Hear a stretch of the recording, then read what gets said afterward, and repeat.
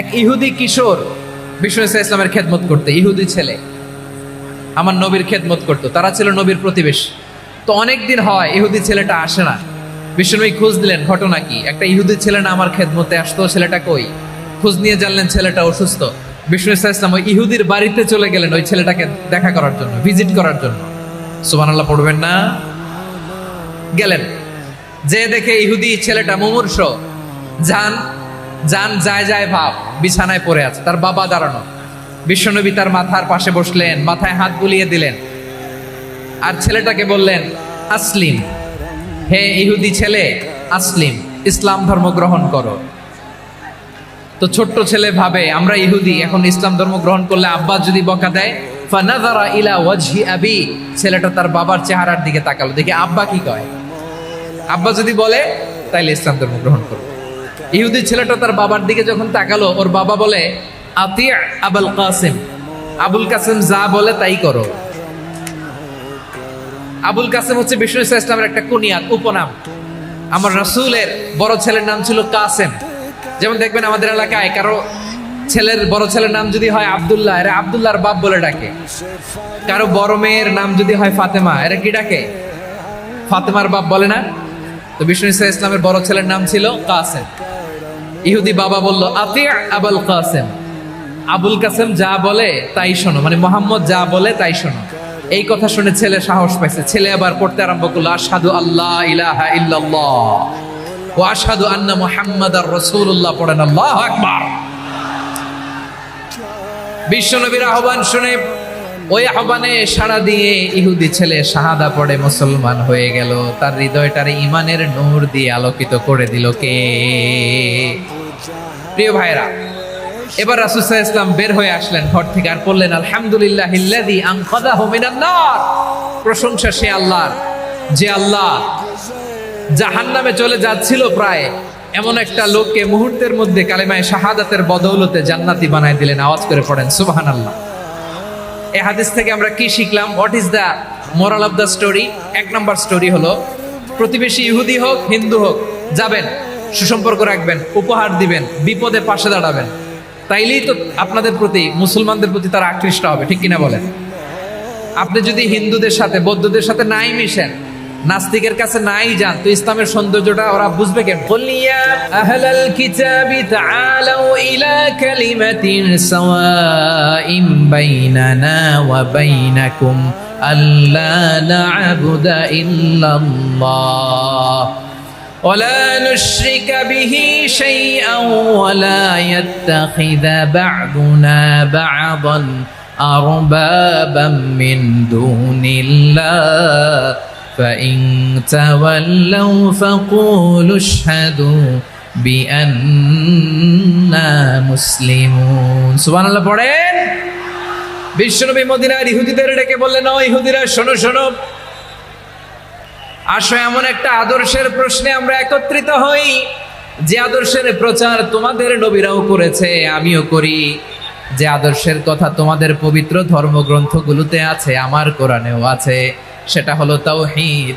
আমরা এক আল্লাহ ছাড়া কারো ইবাদত করব না, আল্লাহর সাথে কাউরে শরীক করব না, আল্লাহ ছাড়া কাউরে রব মানব না। পড়েন সুবহানাল্লাহ।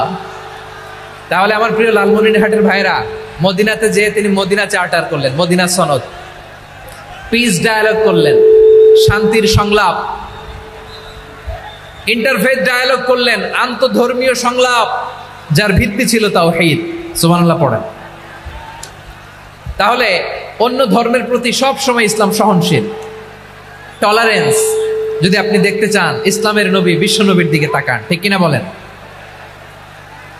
আমরা তো সংখ্যালঘুদের রাইটস প্রোটেক্ট করার জন্য কত আইন বানাই, কত বৈঠক করি, কত সংবাদ সম্মেলন করি।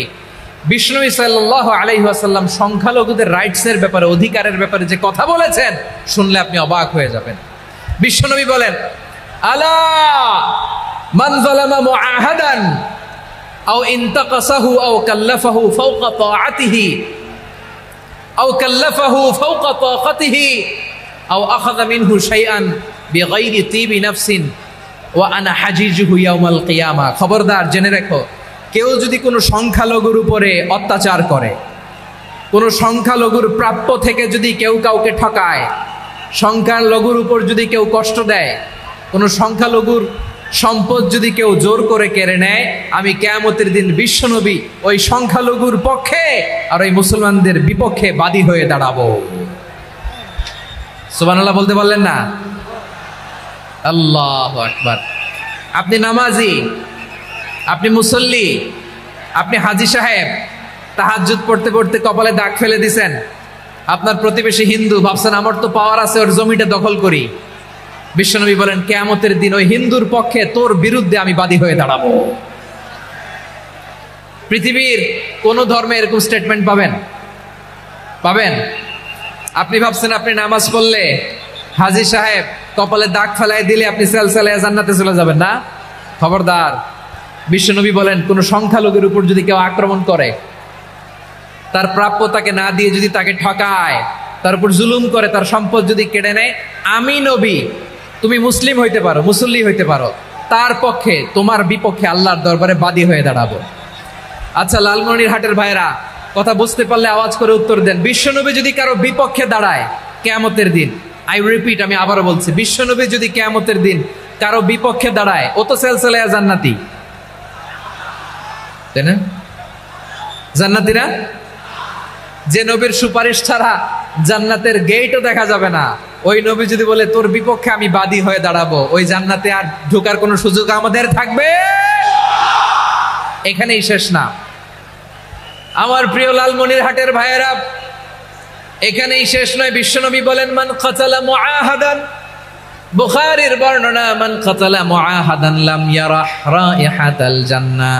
কেউ যদি, কোন মুসলিম যদি অন্যায়ভাবে কোনো সংখ্যালঘুকে হত্যা করে, কোনো হিন্দুকে হত্যা করে, কোনো বৌদ্ধরে হত্যা করে, অন্যায়ভাবে কোনো মুসলিম যদি কোনো সংখ্যালঘুরে হত্যা করে, জান্নাতে যাওয়া তো দূরের কথা, ওই মুসলিম জান্নাতের ঘ্রাণও পাবে না। সহিহ বুখারীর বর্ণনা, মান কাতালা মুআহাদান লাম ইয়ারাহ রাইহাতাল জান্নাহ ওয়া ইন্না রিহাহা লা ইউজাদু মিন মাসিরাতি 40 আমা। যে জান্নাতের ঘ্রাণ 40 বছর দূরের রাস্তা থেকেই পাওয়া যায়। সুবহানাল্লাহ পড়েন। প্রিয় ভাইরা, এখান থেকে জান্নাতে পৌঁছতে লাগবে 40 বছর। এত দূর, কত বছর? সবাই বলেন কত বছর? এখান থেকে জান্নাতে পৌঁছতে লাগবে 40 বছর। এত দূরে থাকতেই জান্নাতের ঘ্রাণ আপনার নাকে এসে ধাক্কা মারবে। বিশ্বনবী বলেন যে ব্যক্তি কোন সংখ্যালঘুকে হত্যা করে, জান্নাতের ঘ্রাণ তো পাবেই, জান্নাতে তো ঢুকতে পারবেই না, জান্নাতের ঘ্রাণও তার নাকে লাগবে না। পড়েন নাউযু বিল্লাহ। তাহলে সংখ্যালঘুদের ব্যাপারে ইসলামে অধিকার দেয়া আছে না নাই? লালমনিরহাটের ভাইয়ের আওয়াজ করে বলেন, আমার সংখ্যালঘু হিন্দু ভাইদের রাইটস, অধিকার আমাদের ইসলামে প্রোটেক্টেড আছে না নাই? এখানেই শেষ না। বিষ্ণু ইসলাম আপনার অমুসলিম প্রতিবেশীর সাথে ভালো আচরণ করতে বলেছে। আমাদের হয় না এটা মুসলিম পাড়া, ওটা বৌদ্ধ পাড়া, হয় না? অনেক সময় হয় না এটা আমাদের মুসলিম পাড়া, ওইটা হিন্দু পাড়া, এরকম আছে না নাই? লালমনিরহাটে নাই না? আছে? হিন্দু যদি আপনার প্রতিবেশী হয় কি করবেন? ওরা কষ্ট দিবেন নাকি? কেন? ও তো হিন্দু, ও তো আমার আল্লাহরে ডাকে না, ওরা কষ্ট দিলে জায়েজ হবে না? খবরদার। বিষ্ণু ইসলাম বলেন মান কানা ইউমিনু বিল্লাহ ওয়াল ইয়াউমিল আখির ফালিউকরিম জারাহ। যে আল্লাহ বিশ্বাস করে আর আখিরাতে বিশ্বাস করে, সেজন্য প্রতিবেশীর সাথে ভালো আচরণ করে। সুবহানাল্লাহ। কলিজা জুড়ায় যায় না আমার নবীর কথাগুলো শুনলে? যে আল্লাহ বিশ্বাস করে, যে আখিরাতে বিশ্বাস করে, সেজন্য প্রতিবেশীর সাথে ভালো আচরণ করে। এখানে বলছে মুসলিম প্রতিবেশী, বলছে